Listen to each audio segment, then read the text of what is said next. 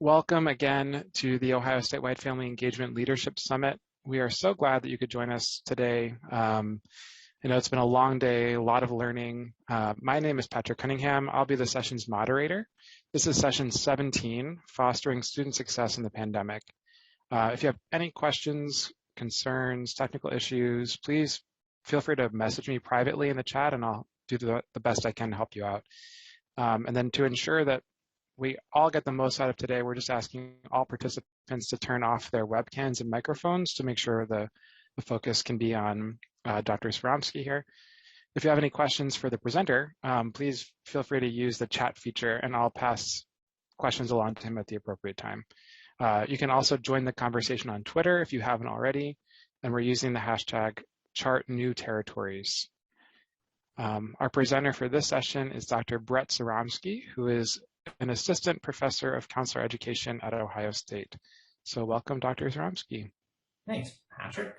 And welcome, everybody. It's great to see your names on the screens over here. So when I look to the left, it's because I'm looking at all the screens, but I also have the chat up, so feel free to engage through the chat. I'm thrilled to be here and excited to kind of end the day with this topic, which is hopefully enlightening and insightful to the things that we're already doing and things that we can intentionally continue doing in our families, in our communities, and in our schools to foster student success, even in the midst of a pandemic that continues on. And so I'm pleased to have about an hour together, and I'm hoping that at about 3 o'clock, my part of talking will be over. There's lots of places for you to engage in this. I want to hear your voice and your ideas in multiple places.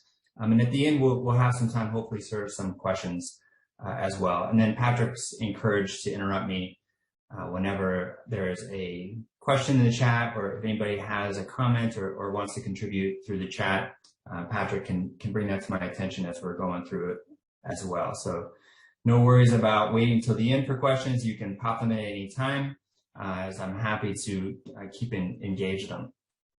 And welcome from New Jersey. So this is great all over the country, and your perspective is going to be highly valued here. And right off at the beginning, so a quick brief introduction to my experience, and then we'll go into your perspectives. And so that's where I'm going to want to hear from everybody across the country, no matter where you're at, about our kids and what we see them experiencing through the pandemic. So this is my 15th year as a faculty member. This is my 6th year here at Ohio State University. It goes by so fast. And we have a national conference called the Evidence-Based School Counseling Conference. You have this as a handout, this presentation.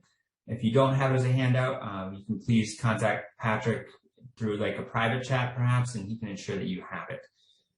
The Evidence-Based School Counseling Conference is a national conference that ensures that our school counselors are getting what we know works and advancing the profession with advancing equity and access and opportunity and closing equity gaps through what we know works for kids.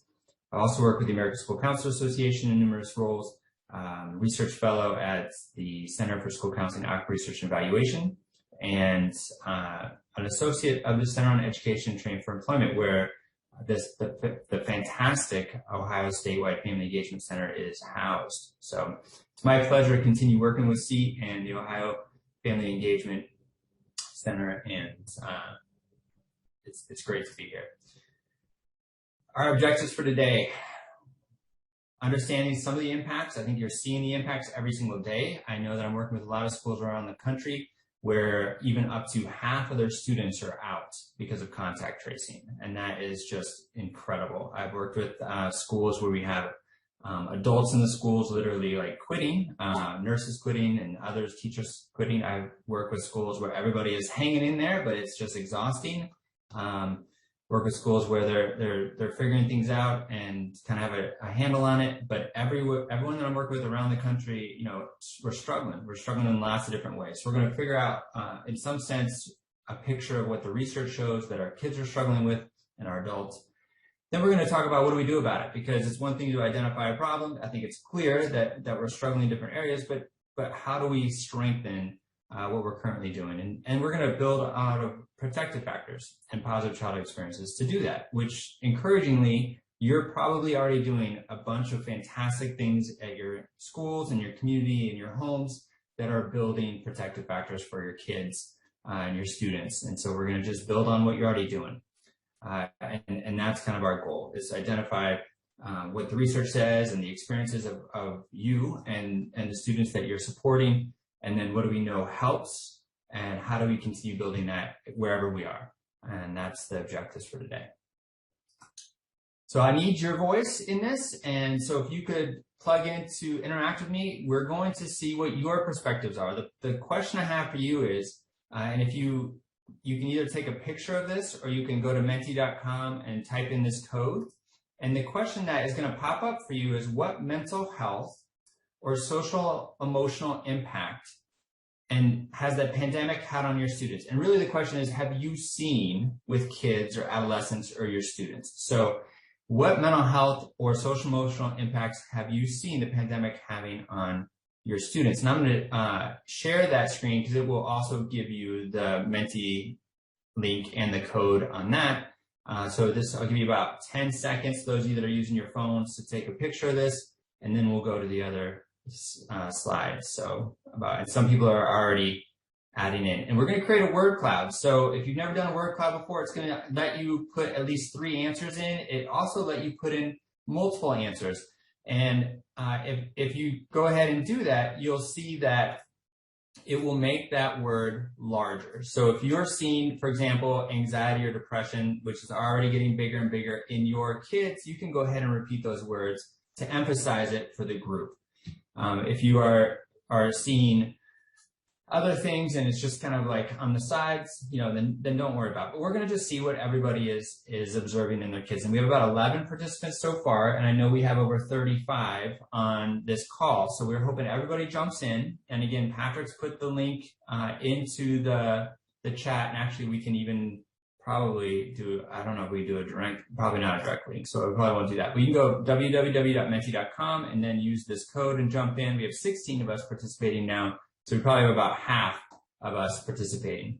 So I'd love to hear from everyone what you're seeing. And then I'm going to show you, this presentation I've given since about February this year in multiple environments. I'm going to show you how our answers match up to people who have contributed to the same question over the last 7 months. And the people that have contributed to this question over the last 7 months, I have a group of administrators, a group of district leads, family members. And so we're going to see from a lot of different perspectives what our kids are struggling with, and see if what we're seeing, other people are seeing around the country. So that is the goal of this exercise. Again, we have about 20 people participating. We'll take about 10 more seconds, 15 more seconds for the last dozen of us to jump in so we can hear your voice, and then we'll keep moving on. We'll keep going on, seeing what this theme is. So far, obviously, the theme is anxiety, isolation, depression, disengagement, stress, frustration, fear, scared. You can see a lot of struggles. And we're not answering this question, but I imagine if we ask the question, what are the adults in your building experiencing, you're going to see actually quite similar answers, that people are really frustrated, there's a fear-based decision-making going on, people are scared, they're stressed out, oftentimes they're creating isolation to protect themselves and their families. So a lot of these things are parallel processes for the adults in our lives as well. And I see Lynn's put disenchantment into the chat for sure. The education system and a lot of systems people are becoming disenchanted with and frustrated with. So again, about maybe 5 more seconds, and then we'll talk about this. So as I talk through the rest of our presentation today, I want you to remember back to these themes. Even if you want to take a picture of this, but I'll also bring us back to this later. But the themes are, anxiety and depression, stress, isolation, frustration, disengagement. You're not going to be surprised at all that when we look at the themes from other presentations that I've given, these same things come up. So this presentation with 41 participants was actually a statewide family engagement workshop where it was a lot of families were also there. And so family members were, and I'm not I look over and I see we have some OSU people here. I know we have some school people here. We have people from around the state, obviously from New Jersey. So I'm not sure what everybody's roles are. We don't have a chance with time to figure that out. But it's interesting that our family members are seeing very similar themes as you all identified: anxiety, depression, isolation, loneliness. You can see loneliness in different ways. That fear came up again, frustration, stress, sadness.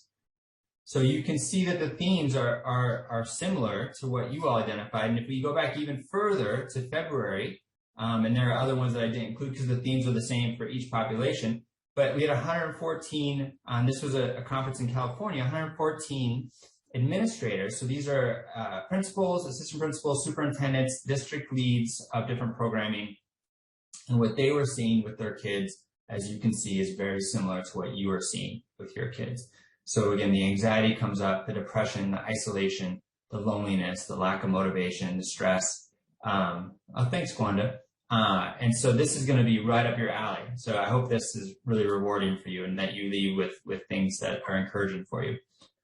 Disengagement, isolation, loneliness, fear, sadness. These things, again, are repeating. And so what does that mean?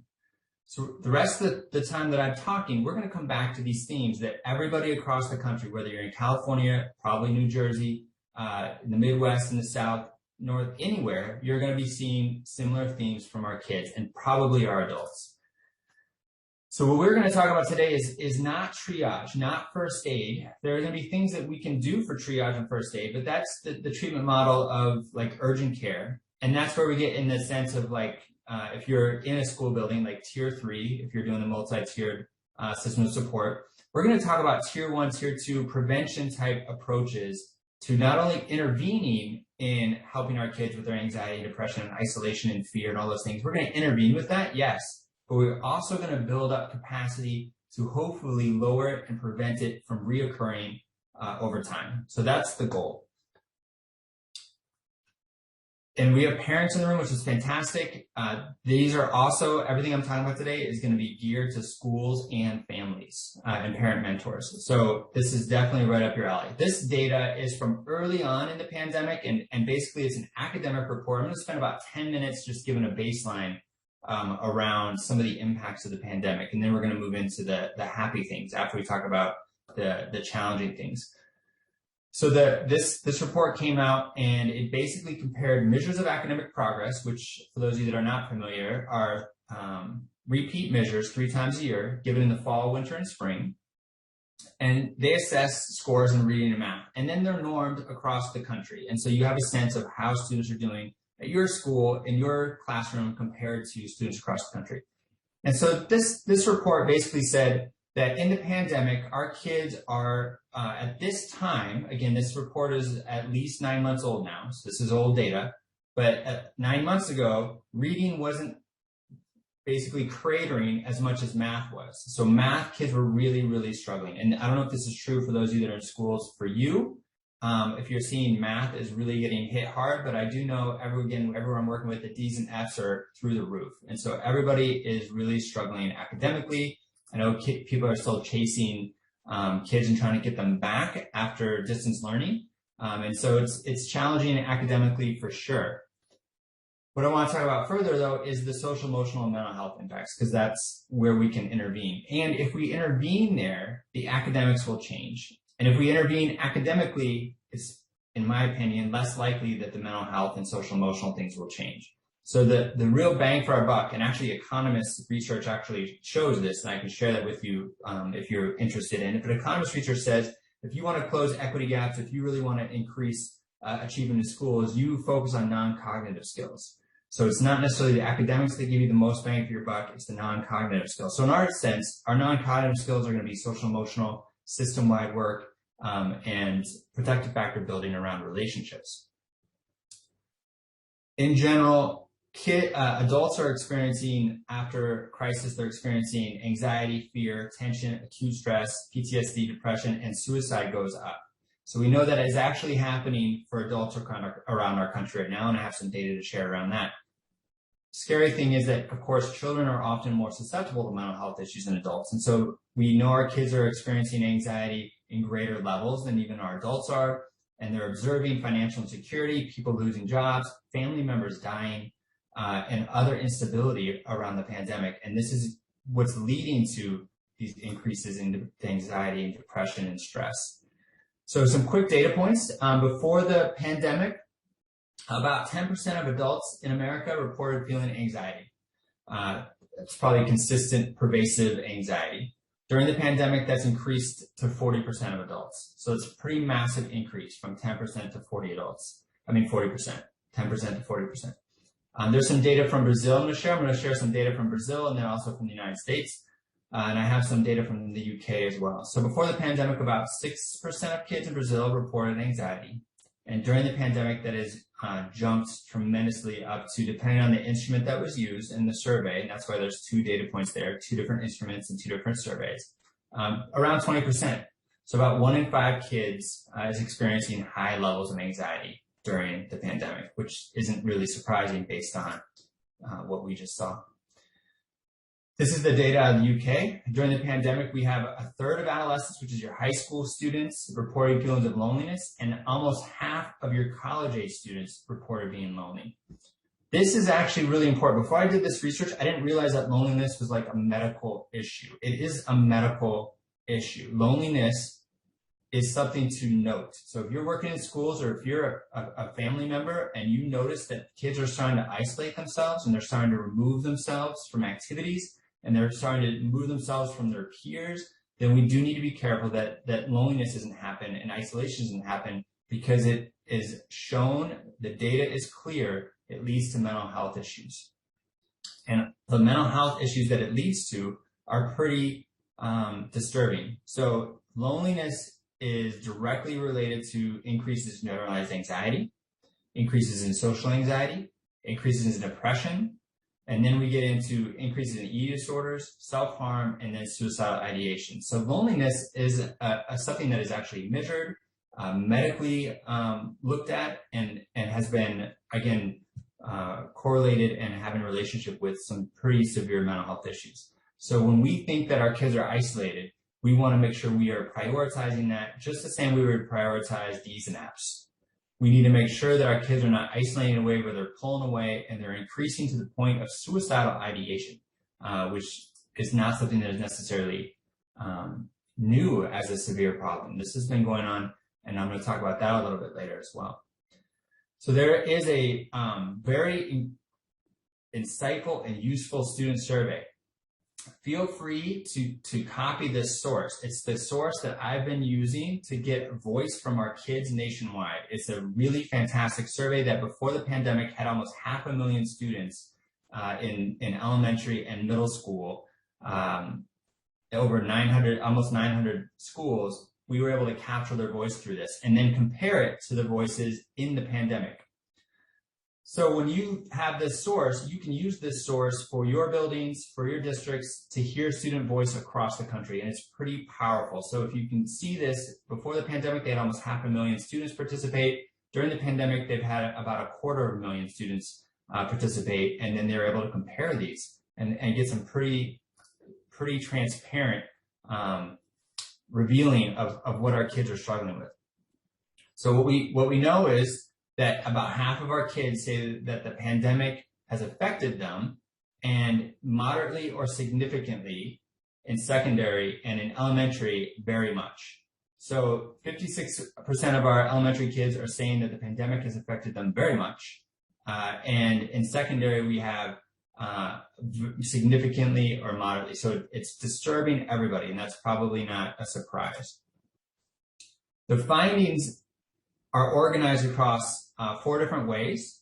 And so they wanted to ask kids, how is it disrupting you socially, emotionally? Or they got results, it's disrupting them, and they got the results, and it said, it's disrupting us in these 4 ways. It's disrupting us in our social, emotional, academic development. It's disrupting us by creating obstacles to learning. It's actually leading, and this, I've heard this anecdotally from schools that I'm working with, students in some cases feel like teachers have been reaching out to them even more. However, other schools and other students, it's uneven. Other schools and other students feel like they're invisible and they've not been reached out to at all. And so it depends on where you're at. And then we know that this is causing a real hit on the percentage and number of students going to post-secondary. So I want to pause on this slide for a second.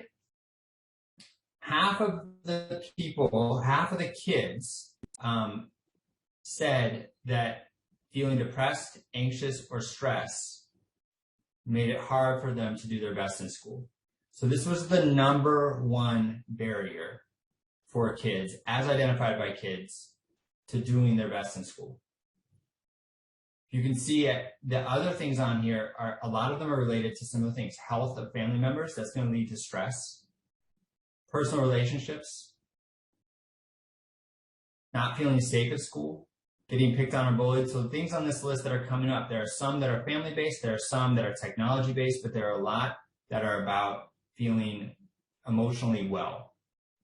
And so what you identified in your word cloud is showing up in the national data, which again is probably not that surprising to you.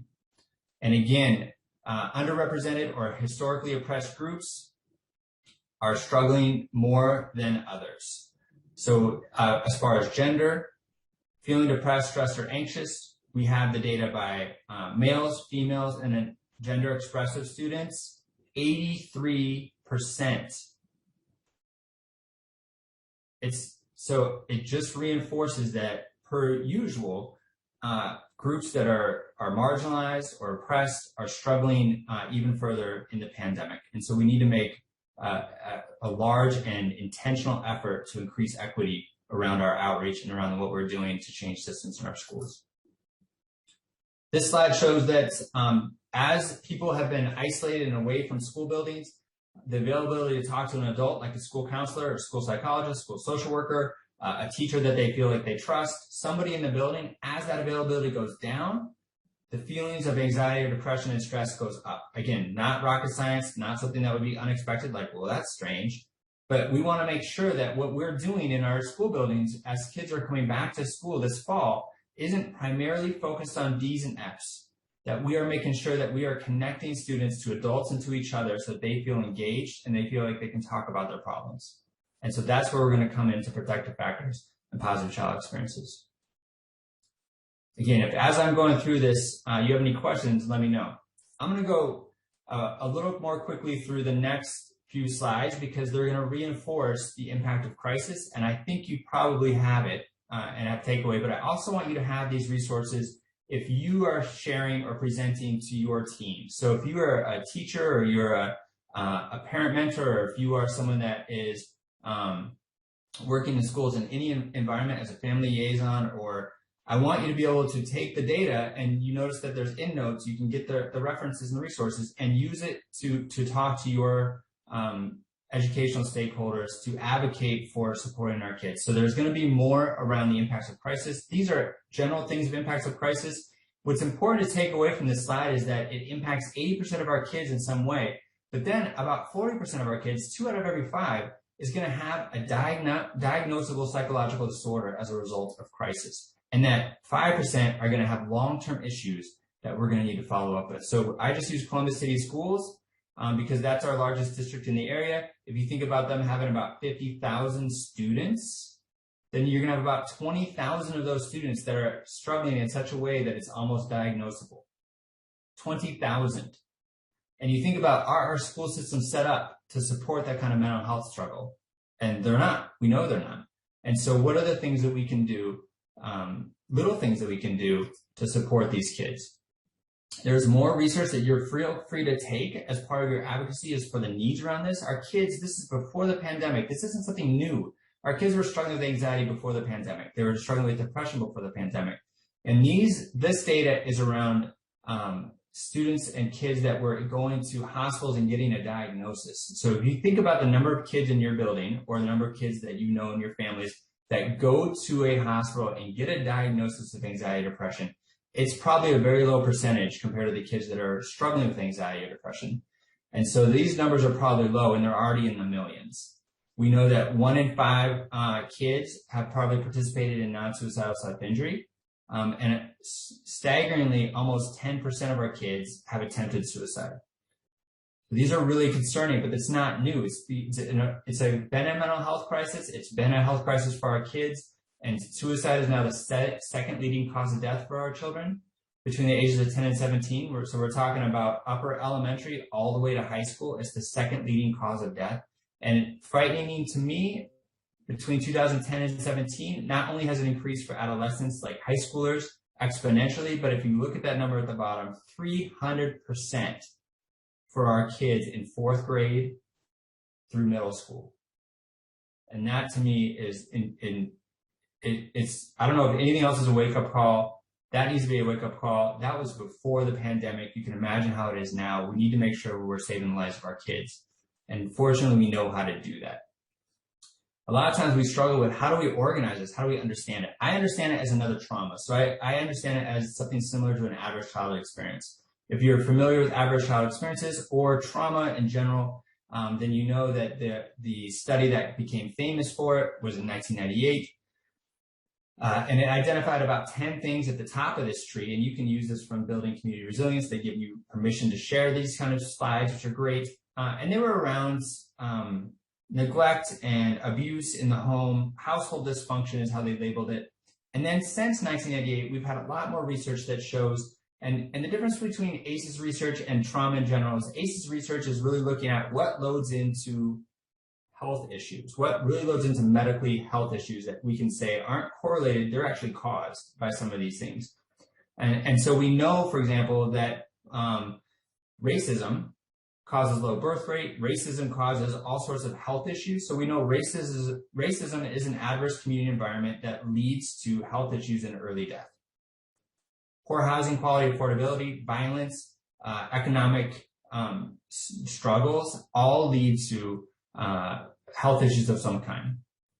The original ACEs study showed that when people have 4 or more ACEs, they're far more likely to struggle from things like COPD, from even cancer, all sorts of medical issues, and these are on the next slide. And so this is from, again, a slide that you can use from the CDC, and you can see that the early and lasting impacts of trauma, of particular ACEs, 50 or more sexual partners, which oftentimes leads to sexually transmitted diseases or unintended pregnancies, cancer, depression, anxiety, suicide. So you can see that the trauma that our kids are experiencing is, again, trauma that leads to depression, anxiety, suicide, PTSD is something that we understand from the research around adverse childhood experiences as well. So this is one way to frame it.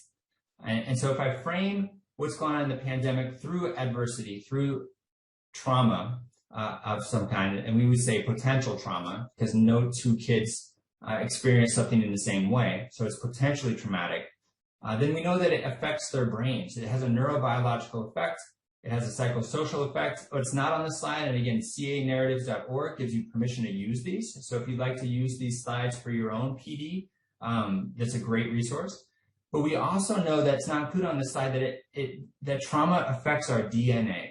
So it affects us down to the molecular level. And then the long-term consequences, as just reinforced, we know, are all sorts of medical, physical, emotional outcomes, and even early death. So you're far more likely to die in your 50s, for example, 20 or more years before peers who have not experienced 4 or more average childhood experiences. So a lot of the experiences that kids are having in the pandemic, I kind of frame them in a way of experiencing average childhood experiences or trauma, which helps me realize what I need to do about it. So I know what I can do about that. I can build protective factors of positive childhood experiences. So positive childhood experiences, Dr. Bethel is really the leading national leader in this research. She describes it as feeling safe in our families to talk about emotions and things that are hard, and in feeling supported during hard times, which this is obviously a very difficult time. Protective factors are around longer, and they really looked at trauma in general. So average childhood experiences research, which is looking at buffering average childhood experiences, is positive childhood experiences. Let me rephrase that again. If you wanted to look at what buffers ACEs directly, it's positive childhood experiences. Research that has existed before positive child experiences looked at protective factors. And these are characteristics at the biological, psychological, family, or community level that are associated with lower likelihood of problem outcomes. So really the difference for me between the two, because they overlap in many ways, is how long they've been researched and what they've specifically been looking at buffering. But you're going to notice that they overlap a lot. And so we're going to be excited about that. Just due to time, I want to make sure that you just think about what impacts isolation, anxiety, and stress. As we look at positive child experiences, these are 7 of a recent study. The study was with a majority white population in Wisconsin, so it's not a diverse population, but the research study showed that these 7 buffered depression, for example. So if somebody had experienced 4 more ACEs, and they had also experienced positive child experiences, the likelihood of them having mental health outcomes compared to their peers, others who had also had 4 more ACEs, was far less likely. And I have that research for you coming up.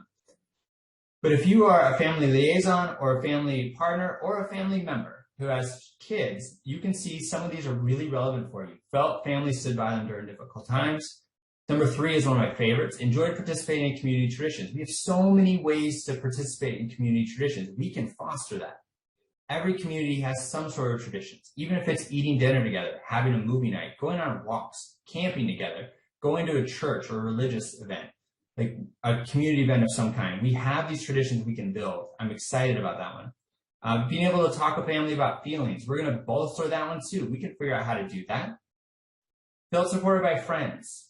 And at least this is a key one. We know adult interest matters to kids, but notice the wording in this. At least 2 non-parent adults who took, and I think this is really important, genuine interest in them. It can't be a flyby in the hallway with a teacher of, hey, it's got to be a opportunity to have genuine interest in who you are. I feel seen, I feel heard, I feel connected, and I think school belonging comes straight out of that as well. And then felt safe and protected by an adult in their home. So if you have 6 or 7 of these, then you're 72% lower, less likely to have depression as an adult compared to your peers who don't have these, if you've experienced 4 more ACEs. And if you have 3 to 5 of these, so if even fewer, you're half as likely. So they're pretty significant in buffering trauma. They're not the only ones, but I want to pause and hear from you. Let's use the chat. What I'd love for you to do is brainstorm with me around what types of traditions can you think of that you can reinforce in our schools or our families or our community that can help buffer the trauma of the pandemic. So what are we already doing? And I'll even start the conversation. So things like, let's say, watching a game together. It doesn't matter what kind of game, but we do that together. Every Sunday, we watch a game together. Something like that, like going to a religious event together. We do that every Wednesday night, or we do that every Saturday, we do that every Sunday. What type of traditions can you think of? I'm going to do another one, so people better jump in. I'm going to do all of them, it looks like. So here we go. So eating dinner together can be a tradition. So what do you think of as far as traditions that you can emphasize? Going to church, love it. Pancakes on Sunday morning. Thank you, Pamela. It's a great tradition.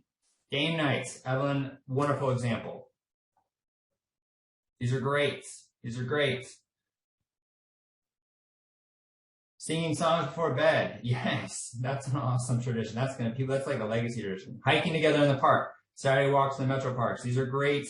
Yard games, movie nights, pizza Fridays, volunteering together, walking together. Those are really important. And there's going to come, Gwanda, I want you to remember this one for our next slide deck, please. Because I think when we go walking together, we talk together. And so if we're walking in nature, and those hikes maybe too, I think we also talk. And so that's going to come back up in the next slide. And so I'm going to rely on you to bring that back.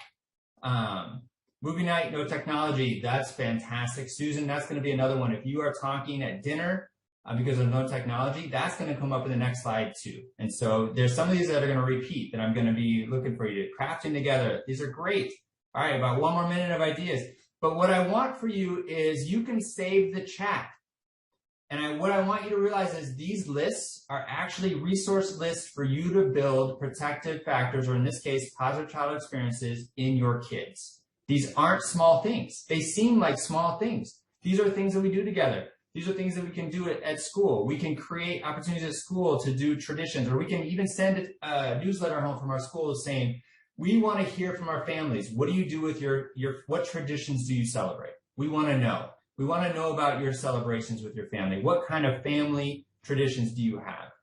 Our teachers could send an easy class dojo message home and get that back, and just through that, start fostering more positive child experiences and buffering this pandemic. It can be that small.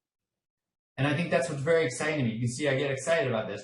That's very exciting to me that we can do these small things that we are already doing, and we can build on everybody else's ideas. There's got to be at least 20 ideas in the chat now that we can build on.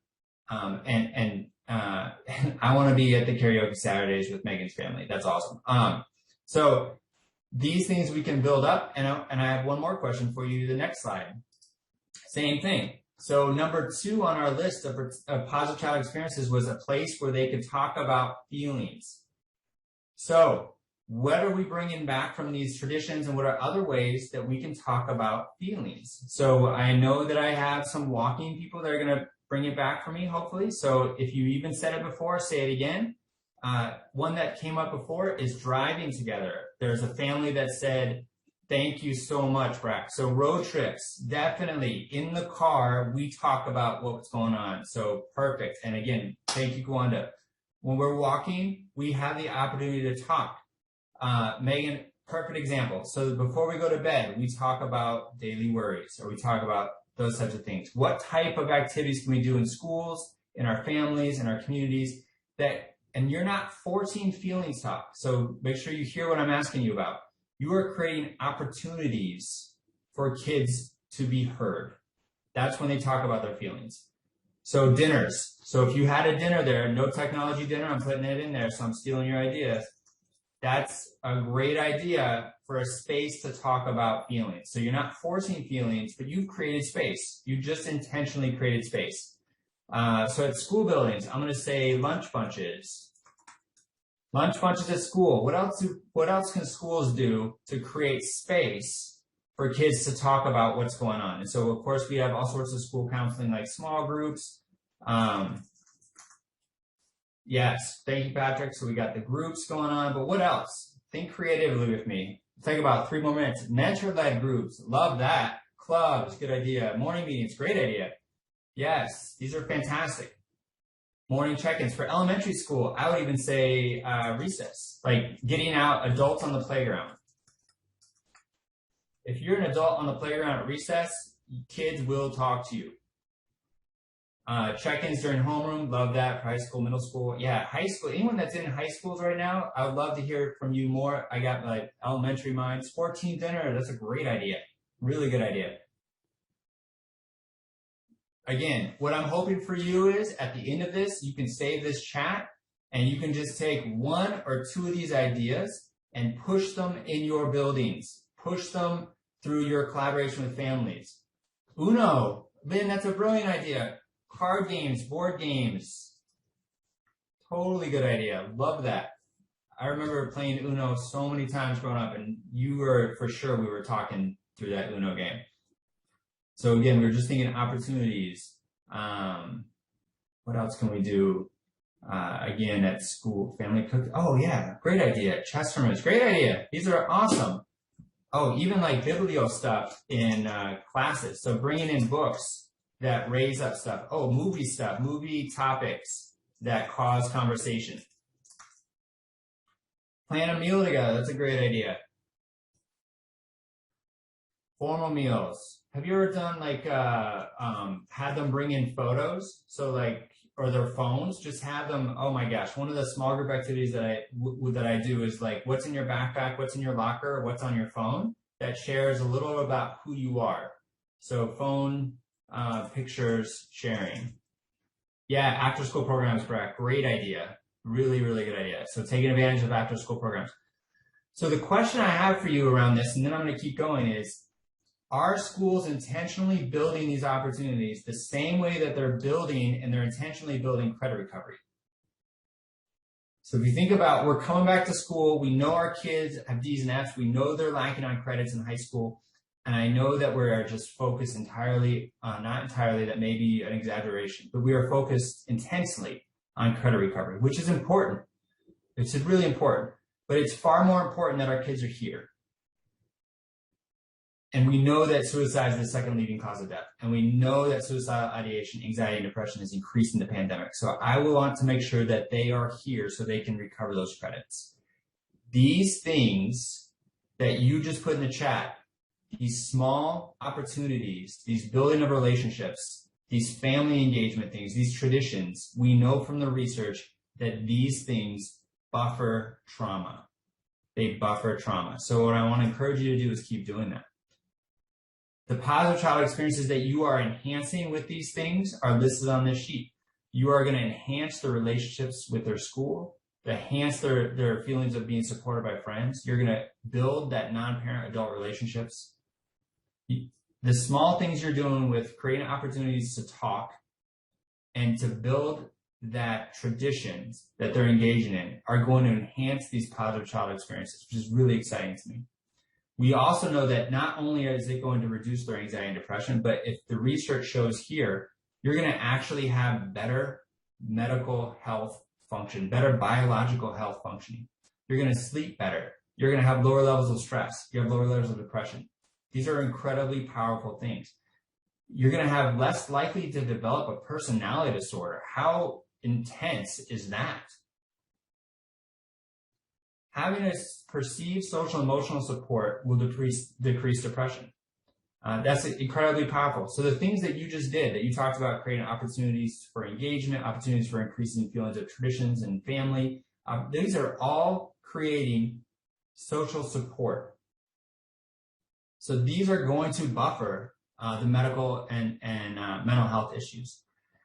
So protective factors, there's more of them. Remember what I mentioned at the beginning of protective factors, positive childhood experiences. There's more of them because they've been studied longer, but they overlap in so many different ways. If you notice these protective factors, again, positive adult relationships, positive peer relationships, school belonging, all these showed up in positive childhood experiences. Social and emotional support showed up. Support from peers showed up. All these things showed up in positive childhood experiences. Pro-social friends, you're going to probably appreciate these. Pro-social friends means a friend that cares about you, not for selfish reasons. They're just there for you. We need that in our adult life. So we know, that protective factors equal better health, better school outcomes, and again, buffer mental health issues. You're going to notice the research that's been around a little bit longer. Some of this research is from 2016. The positive child experiences was mostly in the last 3 years or 4 years. You're going to have very similar outcomes. School engagement and belonging is just huge. So I want to again hear from you in the chat as a parent. So if you're a school member and you're like a liaison, you work in a school building, that's fantastic. If you're working in higher ed, that's fantastic too. But let's put on our family member hats. So I should say as a family member, not as a parent, but as a family member, what might we ask our school leaders? Like what questions would we ask to determine if they're prioritizing this the same way they're prioritizing credit recovery? And I'll put an example in there. There's a great program for girls called ROCKS, Ruling Our Experiences. So I might ask, does your school do programming that builds positive peer relationships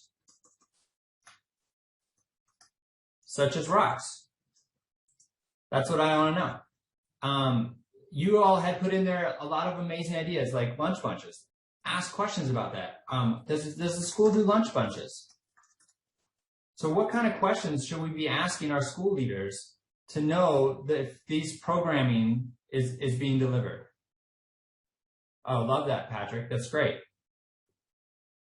I might even go further and say, what type of priority is given to ensuring school support staff have access to kids to support their mental health?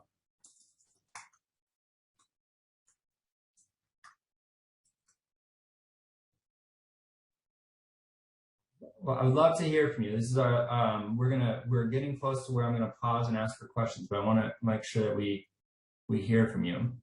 What kind of ways can we ensure that our schools are prioritizing these things?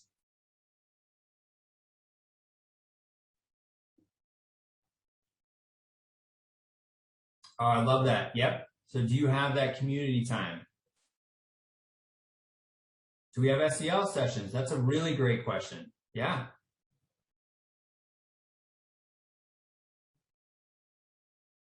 Oh, crushing it. Again, love Pamela. So what I want, again, for you, what I'm hoping for you is that you can download the chat whenever at the end before you leave. And I definitely want to see the data. I want to see the data disaggregated by populations. I want to see the data disaggregated by all sorts of equity areas to know if every kid in that school is getting what they need. Love it. I love these questions. So again, save this chat, use these questions, push our school leaders to prioritize the health of our kids. And I think that's a powerful thing. So I have about 15 minutes left. And the things I want to cover from here to the end, the takeaways I have for you, I'm hoping that what we've done in the chat are the takeaways, that you can build these protective factors and positive child experiences. You personally can build these by asking questions, by pushing people to do things for the kids around creating opportunities, to do these in your own houses. If you have your own kids, you've created these opportunities already. Just do the small things that build on the traditions in your families, that build on the opportunities of talking in your families, and you are going to buffer the trauma of the pandemic. I think that's the exciting news. Interestingly enough, we know our adolescents, especially our adolescent females, often experience dating abuse. Social support and empathy has been shown to buffer some of that abuse. It's a traumatic and terrible thing that it happens. And so having something that we know can support that is incredibly important. We know the mental health issues that you identified as major themes, anxiety, depression, distress, can be buffered by resilience, and resilience can be built in a lot of different ways. What's really important for our populations, that especially African-American populations, is that African-American history and identity is celebrated, and that there's a place, a home place created, a place of joy, and that it's a place that increases equity. And that there are people that are representative of all the populations in our buildings. And so this is a challenging thing for someone to make sure that every population in our school has these places, these home places, and it's our responsibility to do that. So we need to build resilience through those types of creative activities of building home place and opportunities for joy and building stronger feelings of connection. There's more research around this, around just the power of these protective factors. I'm going to let you look through these just so that we have time to talk at the end.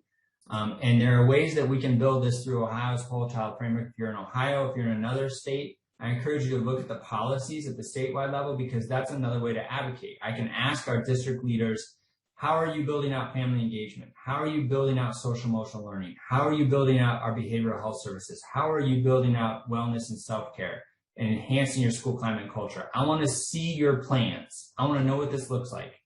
And you can push that way as well. One of the other things I want to make sure we take away with this, tier 1 is for all kids. When we talk about SEL, we talk about creating opportunities. This is not an opportunity that you create that kids opt into. So I want to type in, or Patrick, if you could type in, this is not an opt-in. If you create opt-ins at your school, in other words, a really common one is, I create the opportunity for FAFSA to be completed at lunch. Anybody that wants to do FAFSA, come to lunch. That's not okay. That creates inequity. This cannot be an opt-in. This must be something every kid gets in the school because they breathe. Every kid gets their traditions celebrated. Every kid gets an opportunity to talk about their feelings. Every kid gets mental health support. Every kid. That's tier 1. Anything less is inequity. So we as family members need to drive for that equity. We have Ohio SEL standards. These are straight out of Castle.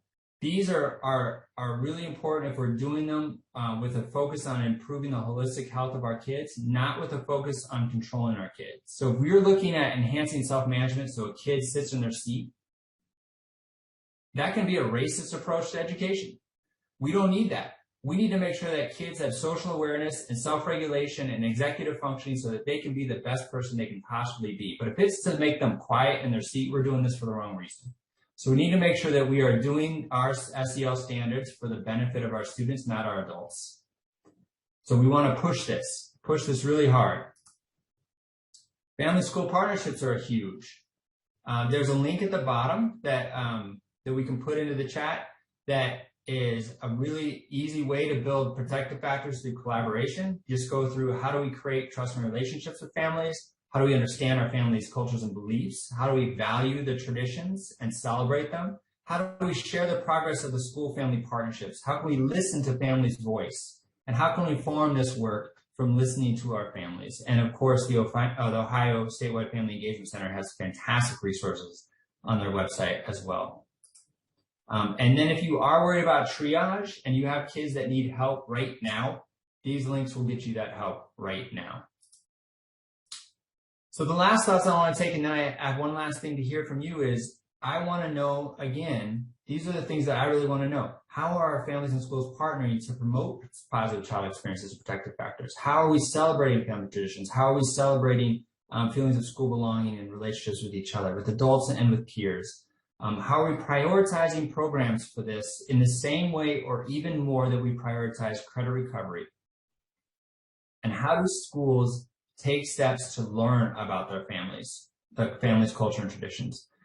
There are social determinants of health that are incredibly important, and I encourage you to think more about those. Even Google them. They will, if you don't know about social determinants of health, which I didn't cover in this particular presentation, they will open your eyes to more ways that our systems are oppressive and ways that we can combat that. All right, so that was a lot, and I talked fast, and I know I talked fast because I usually don't leave 10 or 15 minutes for questions at the end the way that I'm supposed to, because I integrate it throughout, and I wanted to make sure that we had 10 minutes to talk. So before we have that 10 minutes of talking, if you don't mind engaging in the chat one last time and record the one takeaway that you're going to leave with when thinking about what you learned during this presentation and how you would apply it in your own environment, whether it's a family environment, school environment, a district office environment, liaison office. What's your one takeaway today? Because that was probably a lot to take in. So what is your one takeaway? Love it. Emphasize traditions. That would be huge.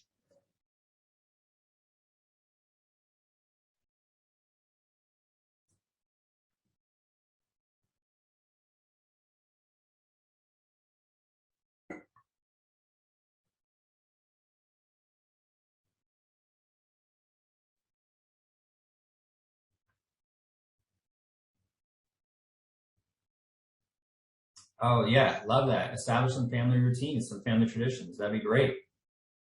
I'm glad the traditions, your kids are recognizing them. It's funny because as I was going through this, I was thinking back on the traditions in our family and appreciating them in a different way. Tier 1 is for all. Yep. There's no such thing as an opt-in tier 1. And I think that's something that we often confuse. We will say tier 1 is an opportunity, but tier 1 is all kids get it. All kids get it. We want to make sure all kids get it. And Brack's point here, all students need support. I mean, one of the things we know is that if we're doing it for kids that are struggling with trauma or struggling in the pandemic, it's going to help all kids. So there's no drawback with building out the things that help our kids with trauma, because every human being that breathes needs the same things that help kids with trauma. And so it's an opportunity to make sure all your kids get the support they need without neglecting or leaving out any population, because every person needs the same type of protective factors and positive child experiences to be whole and be successful in life. I love having school board members here. Thank you, Pat. You are so powerful in this process.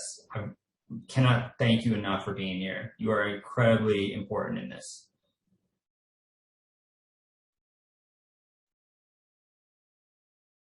Oh, thank you, Susan. The dojo idea, by the way, there's research supporting that. They did a research project down in Texas around math, where they just sent home a quick chat, like a text message to parents about like, hey, did you talk to your kid about this math thing? And it was just one sentence.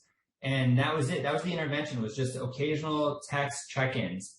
And the math scores went way up. And so there's a research team at Ohio State who's doing the very same thing around motivation and other non-cognitives. And so it doesn't have to be big. You can do just a quick dojo check-in around traditions or a quick dojo check-in. So don't stress about changing the world of your school. Do the small things. What's a small thing we can do? Because we know research shows that they make big impacts.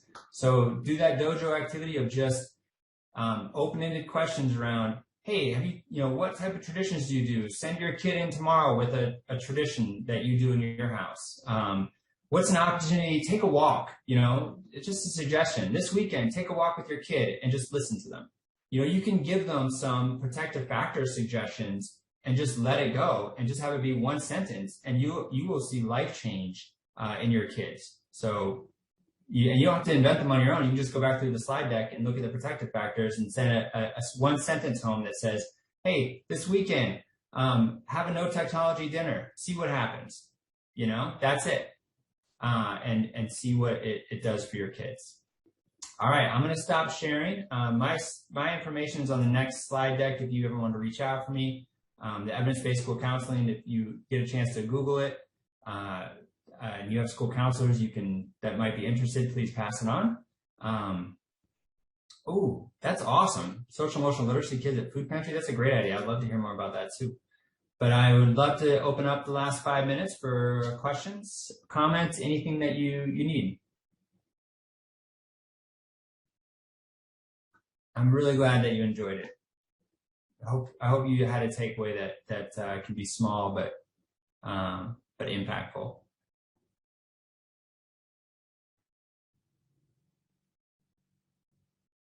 You bet. Take care. If you're taking off, thanks so much for being here, and have a great weekend. And thanks for hanging out at the end of the sessions. I really appreciate that.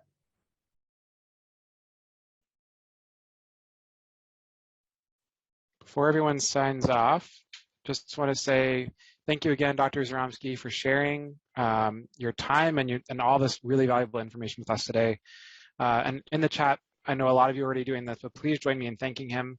And again, please be sure to provide us with valuable feedback. I dropped a link in the chat for you to give us some feedback, and that really helps us to make sure that our summits are continually getting better each year. So take some time to do that. But again, thank you, Dr. Z, and also feel free to ask questions if you still have them. Sure. Patrick, do you want to drop that link in again because people want to search up high? Yeah, I'll do that. Awesome.